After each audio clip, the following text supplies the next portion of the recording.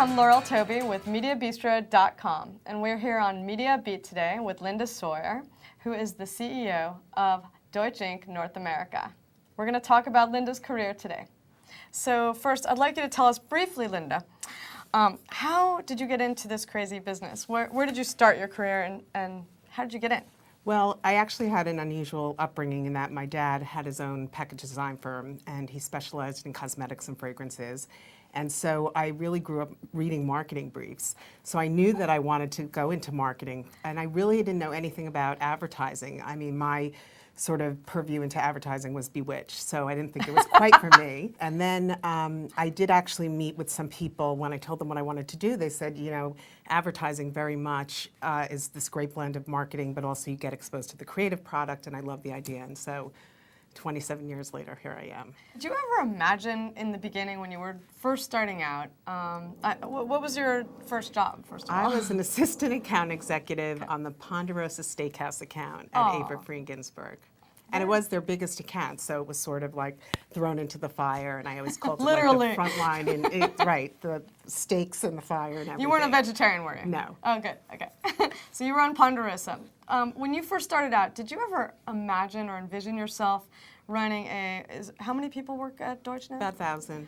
Running a 1,000-person firm? Did you ever imagine that? I actually did. Really? I did.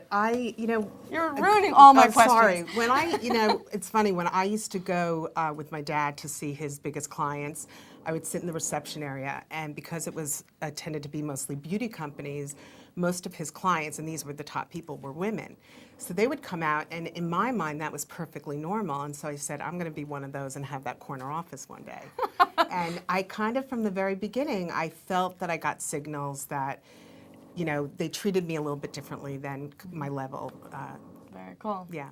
Do you feel like vision has something to do with getting from here to there? Because I feel like a lot of people, if they don't have that vision of seeing themselves in the corner office, they can't get there. I mean, does that play a role for you? I think it does. I think you have to have the aspiration and the vision. I think the plan is very difficult to sort of predict and plan. And I always say, you know, the only thing you could predict is change.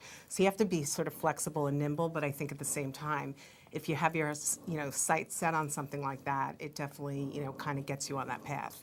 So talking about you as a CEO, what type of CEO are you?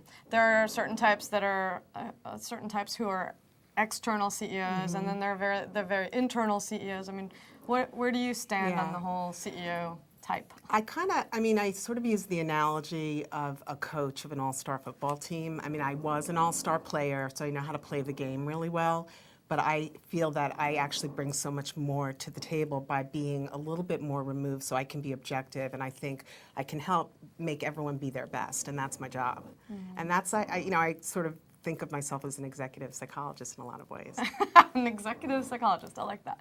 Do you go out and sell a lot of business, or are you more behind the scenes? I am more behind the scenes. I mean, it really varies, and there's not like one answer to that. I mean, there are some cases where I've been front and center in, pitching business.